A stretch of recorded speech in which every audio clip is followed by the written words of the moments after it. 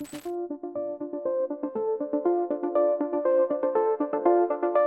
right. Hey, everyone. Welcome to another episode of Pitch Deck Insights brought to you by Advisor. I'm your host, Litan Yahav, and with me are the mega investors, Hans Box and Mike Arndorfer. All of us have more than 120 LP investments. And each episode, we walk through a pitch deck or some background about insights and ideas about private equity investments.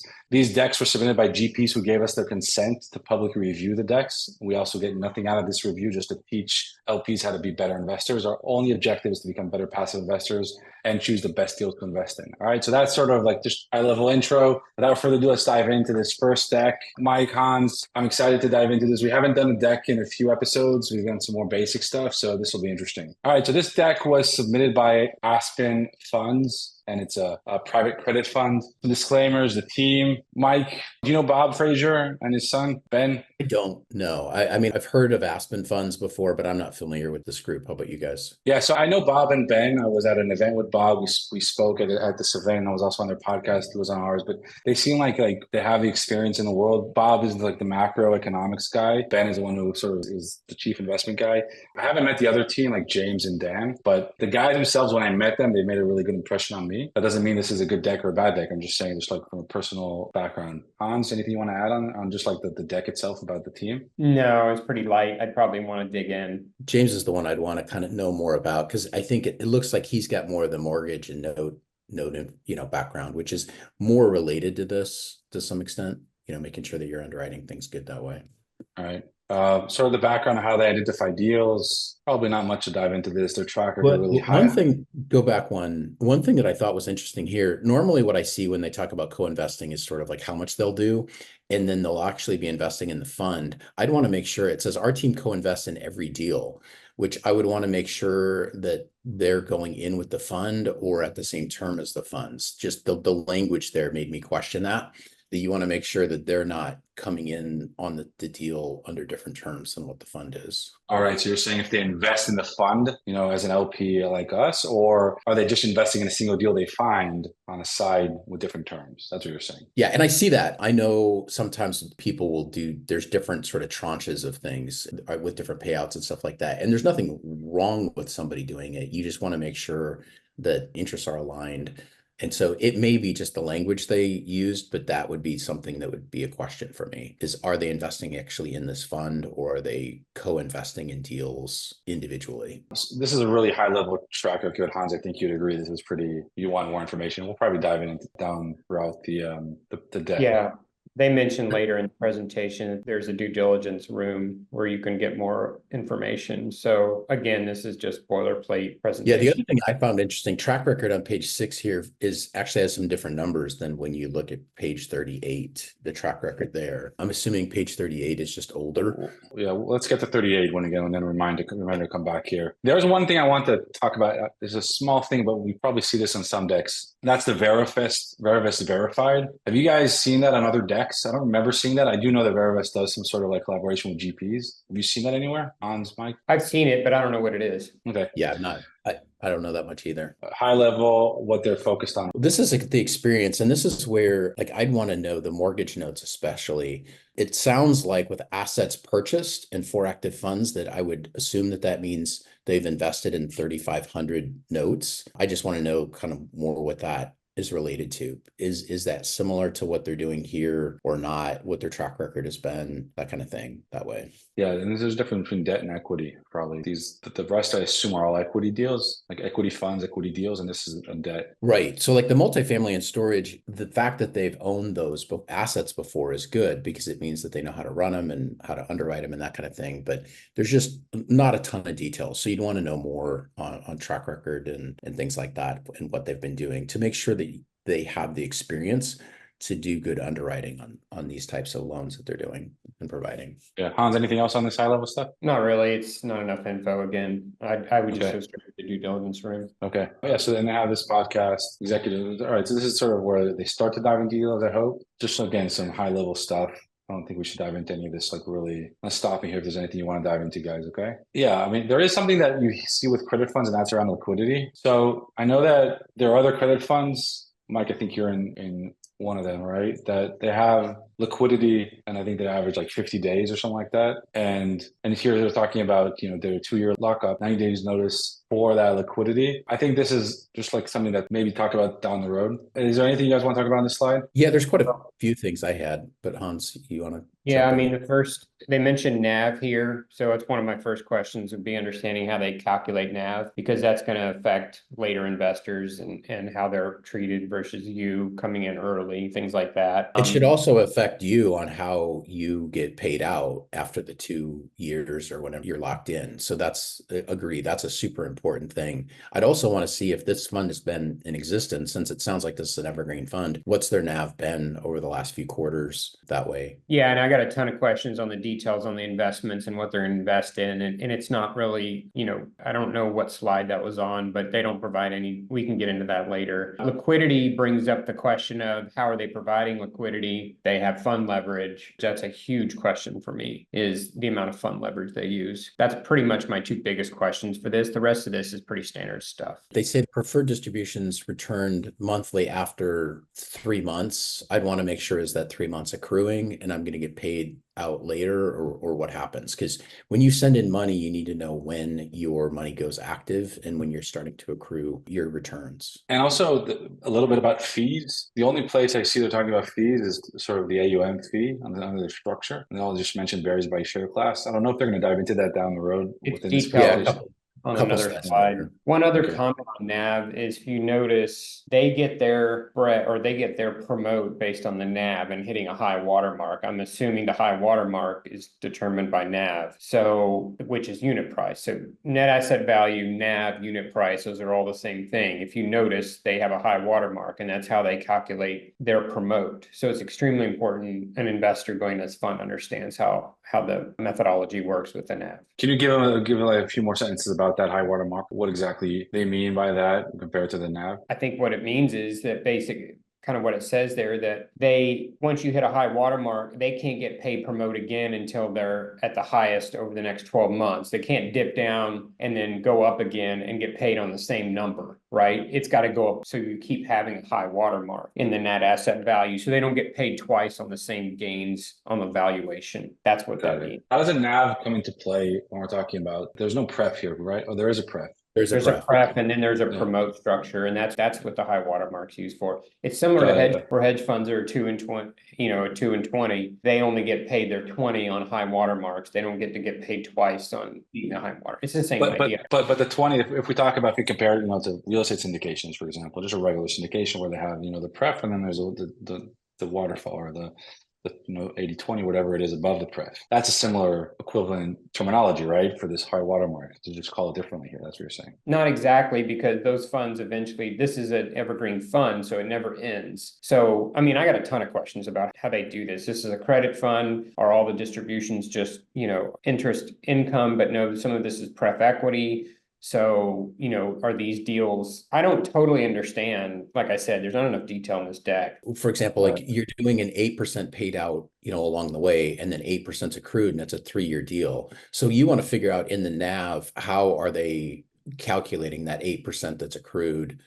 That would be going in there, and just make sure that you're comfortable with all those calculations. And that's going to be a super important part of this. Let's dive into. And then they mentioned an audit there too. I would just have questions about the annual audit. Has there been one? What's the last one? Is it their CPA firm looking at things and saying, what it is? You just want to understand, is this like a full independent outside audit, or is this just their own CPA firm saying something? Here are the examples, right? And one of the big questions I had here was, they don't define it. What is the difference between target net total return and target compounded return? And are these IRRs? Are these annual? What are these? There's not enough detail to understand what this is. Yeah. The other thing is with share classes like this, where there's a huge variance, you have to understand that if you're going to be coming in as a Class A share member, what that's going to look like compared to if most people are in as Class C. I have to say that I think that, all the targets here are basically, speculative, and all the others are legal definitions, right? The minimum investments, the pref, the promote, And the fees, like they're fixed based on the the share class.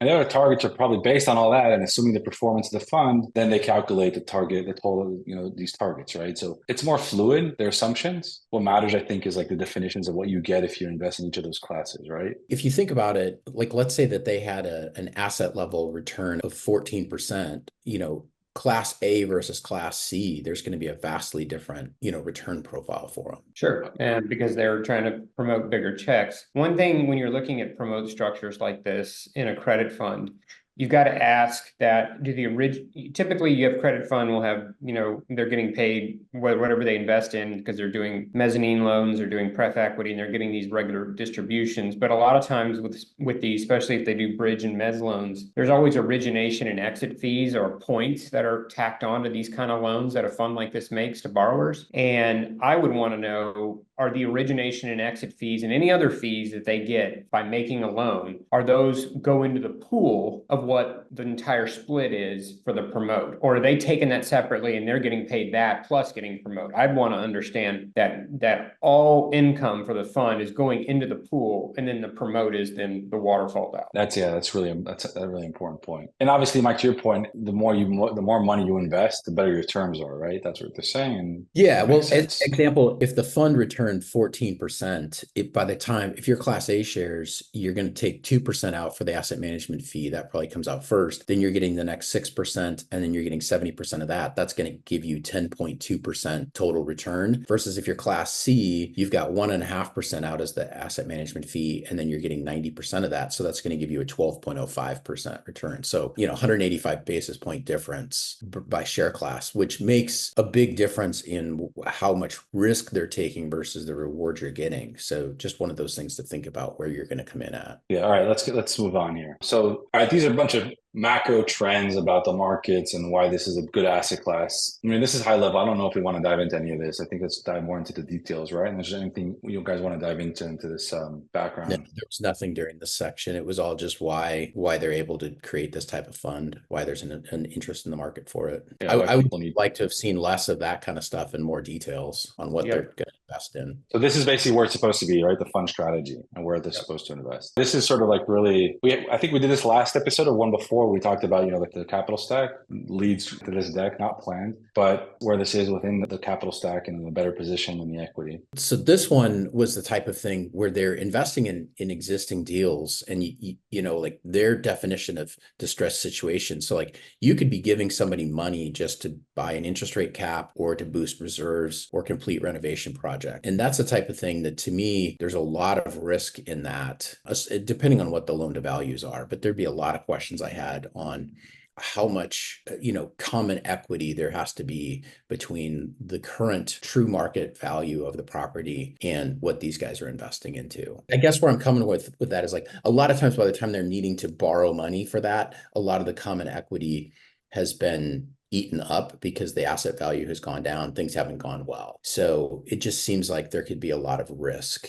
in loaning money and investing in those types of situations that they're. I don't know if they mentioned it down throughout the presentation, but obviously it's higher risk, right? But that's why it's debt, and they probably also get, they can get possession of the property in a good position to protect or mitigate that risk, correct? Yeah. In those distressed situations. There's a million questions here. A distressed situation could be actually a very ideal situation to come in because you can command control factors and low loan to values and high rates and everything else. So honestly, from this deck, and it's hard to comment on just one slide here, but there's multiple things that I would be asking about the general investment itself. They don't have they didn't provide any kind of targeted asset class mix. They just said mostly multifamily, but they left it wide open. So they could decide at any time to go full industrial. There's not any kind of targeted asset class mix that they provide. They do construction lending.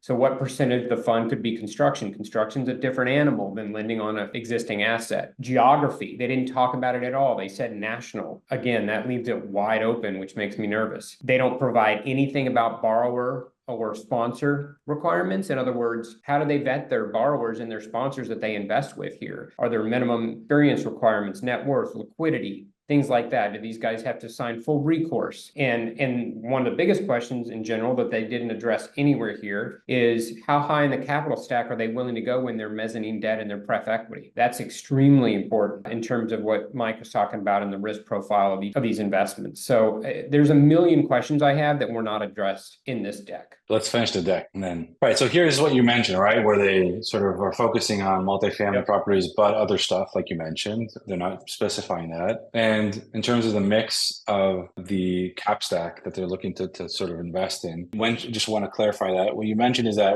where do they want to be, or which deals would they not invest in? They already have pref equity or mezzanine debt before them. That's what you're saying. That from a strategic standpoint, or did you mean it differently? I don't understand what you're saying, Litan. What are you asking me? When you said about the pref equity in a deal that they invest in, what existing pref equity is in the deal, or what they are going to aim for when they invest in a deal? So this fund basically does equity, mezz loans, and bridge loans. Pref equity is just equity that's disguised as a mezz loan. One's a loan, one's equity. What I'm saying is I want to know how high in the capital stack they would go with all three of these different types of investments, because that tells me the risk profile of the deal. On top of that, I want to know their minimum control parameters that they'll require when investing in these general deals. Typically, you know, if I'm coming in as rescue capital or pref equity, I want some basically control rights where if certain KPIs or targets are missed, I take over the deal or I force the sale, things like that. And I know they mentioned forced sale clauses, but again,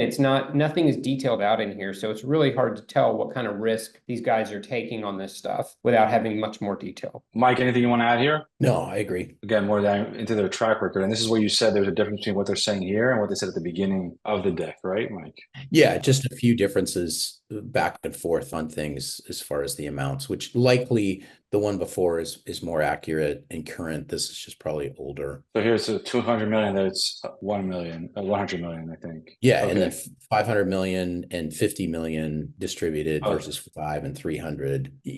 And not that that's a big deal, but at the same time, it's sort of like, it kind of makes me wonder, it's like, you know, how attention to detail and stuff like that. So not a big problem at all, but just a comment mostly. They also aren't really, they say track record in credit, but we don't actually see any results. They're just giving us these numbers. I mean, that's kind of what I was talking about before. I'd want to know, how have they done? The portfolio that they have current, how is that going? I also would want to know, since it seems like they're equity investors in storage and multifamily, is this fund going to be allowed to put money into their own deals? And if so, what are the rules for that? You know, because I think that there's the potential conflict to where somebody raises a fund like as sort of rescue capital for themselves. Yeah, and I do see that. I mean, we got to, again, there's the whole data room issue. We just don't have enough detail. Yeah, and they do say here the full track record is in their data room. I guess we can dive into that at some point as well. But I get what you're saying. When they were giving this high level overview of the track record, they should give some more specifics around the asset class that they're pitching us at the moment, right? Before even diving into the data room. Yeah, there's 20 pages of fluff that we skipped by on why this type of debt fund is even needed in the market right now. Well, it's like, well, let's take a couple of those pages out that we don't really need anyhow, and let's give us some details so we don't have to go to the data room to find out, are we interested at all? I mean, the data room is great to get into the nitty gritty, but you want better summary of what past results have been, I think, in the deck. And we've seen this in other decks, right? Where they give high level and like the performer, but they don't give the whole performer, and they expect you to go into like a whole different performer spreadsheet, but share it in the deck. Like, why not? Staying here, like sort of track record, case studies. One quick note here about the track record is, Mike mentioned this before, I would really want to, not only do I want to see their fund track record, like their credit fund track record, but I want to see how they've actually done as direct owners, because if you're lending on this stuff, you might have to take one of these deals over and operate it. And I want to know that they can do that and that they have a good track record as full owners. So case study, gap funding. So this is a loan they gave, right, to this operator. And it's just an example of what type of, I assume, type of assets they're going to put into the fund, right? Yeah. And to me, depending on what the time frame of this case study was, a 12.5 and 2.5, you know, on a 75% combined LTV as a second lien doesn't seem like enough juice for the risk you're taking on that type of a loan, unless this was from 3 or 4 years ago when rates were a lot lower. But if this is a current thing, like this isn't something that excites me that I'd want to be investing in. Versus the next study looks a lot better to me. Right, because you're mitigating the risk as the first position. Like your first lien, the LTV is 37%, you know, versus 75% total, and you're getting 13 and 2. And so case study number 2 too looks great. I mean, like on the surface level, you've got to get into, since it's retail and things like that, make sure that your leases are good and everything. The fact that they have a picture of Dollar General, is that a good location or not? How's the lease set up? There's a lot of things to see with that we don't know, but at least the general numbers in case study 2 look reasonable versus case study 1. I wasn't impressed with them. Right. I mean, it does show that they know how to find deals, at least 2. It does know that these deals are good. That's based on the actual numbers from the deals. And yeah, one thing sort of, this is 500 million. No, that's 500,000. 1M means thousands. 2M's means millions. People get it wrong all the time. Really? That's first for me. Yeah. I thought it's usually K, right? I promise you, they didn't make a $500 million gap fund before unit Class C deal. Yeah. Okay. But they need to do a lot of these, right? A lot of these loans. A lot of churning. Yeah. A lot of churning.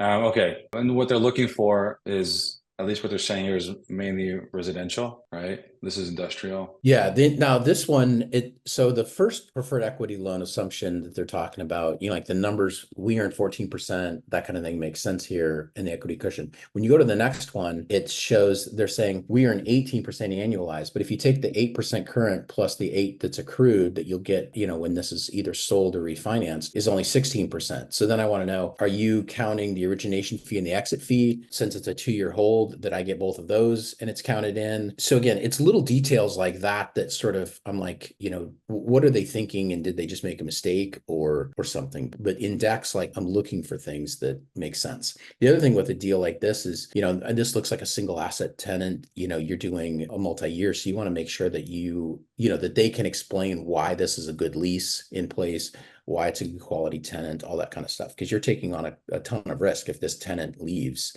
while you're in the middle of this. Right. And this is also what Hans was saying at the beginning about the origination fee, what you just mentioned, right? Like, do the LPs get a cut of that, or does it go to GP? Hans, anything you want to add to these sort of like it gives you a general idea of what they're doing, but again, without all the questions that I posed earlier on, this just isn't enough. It's helpful, but it's not enough. Yeah. All right. And this is their team depths. Yeah. All right. Let's go back up here. So, I mean, it is different than other decks that we've gone through because it is a credit fund, and credit funds, even to what you guys are talking about, I've learned throughout this conversation, things are different than other decks.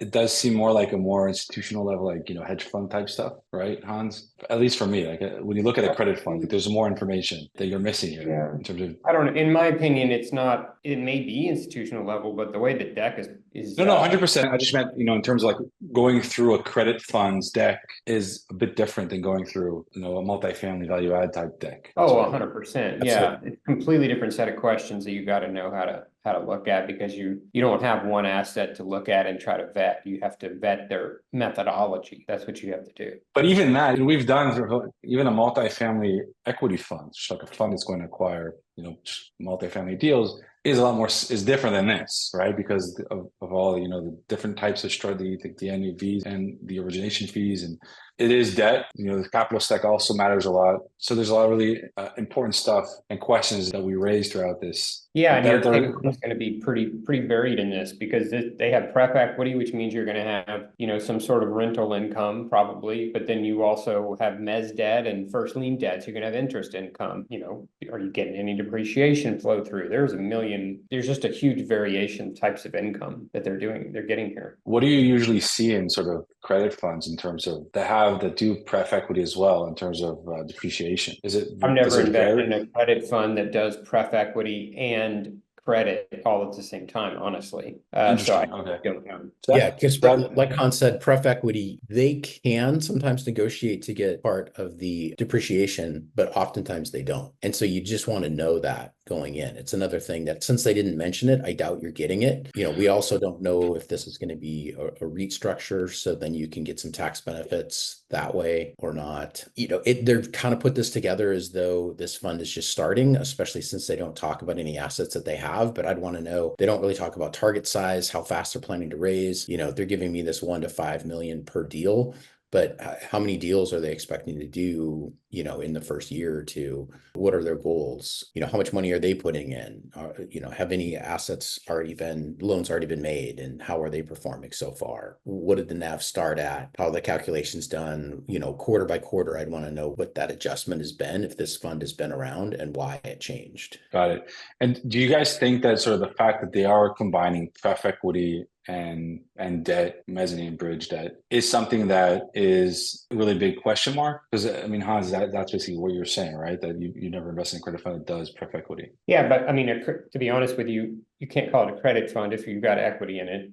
Pref equity is just what it sounds like. It's equity. It's I don't think it's necessarily a red flag. I just have never invested in one with this mix. Typically, it's just been pure credit funds where they're actually making loans in some form or fashion. So it does add to complexity, because to structure a pref equity deal is different than structuring a loan. It really is. So you got to depend on the sponsor here, and that's why the track record is so important. Right. I think that's a really interesting and important emphasis on credit funds in general, and specifically for this. Combining the two makes it a little more complex, or a lot more complex. It does, but I guess it gives them more options in terms of what to invest in. Yeah, I think that's why they did it. They're just saying, look, it doesn't matter if the deal's looking for mezzanine debt, bridge debt, or pref equity, we can do it. It's a very broad fund. So you have to be very comfortable that the team knows what they're doing and is going to make good decisions. And there really aren't any parameters put in here. There's no target loan to values or anything else like that, or upper bounds of what they can do. And so those are all things that you need to know before you can assess if the returns are worth the risk. And at least the returns that they were showing don't, I can envision that these guys are going to take a lot more risk than what those returns would be worth to me, unless they're going to, limit themselves and make me understand why getting 10 to 12% is worth it. I will say, I mean, the fact that they haven't, in this world of, investing in private equity, private credit, maybe we don't know about the credit because they don't really emphasize that in the past. They've been here for, at least 10, 11 years, it seems. I'm not saying it's a huge amount of time. It does seem that, at least from the background, I've heard Bob talk about his background in the real estate world from like 25 years ago. But these guys do have some background in history and experience. It doesn't mean they have necessarily a lot within this credit space. This deck does raise a lot of questions to your both points. Super interesting for me. I hope it's interesting for everyone who's listening. Anything, guys, you want to add to this? I think we've covered about as much as we can with the limited info we have. Right. So we have a lot of questions. It's not a bad deck or a good deck. It's just a deck that raises a lot of additional questions on top of that. Awesome. Well, wraps up another great episode, guys. And thank you both for sharing your expert insights today. Stay tuned for our next episode. And don't forget to subscribe, share your thoughts below, and check out Advisor to track and manage all your private investments. Thank you for joining us. And until next time, keep investing wisely.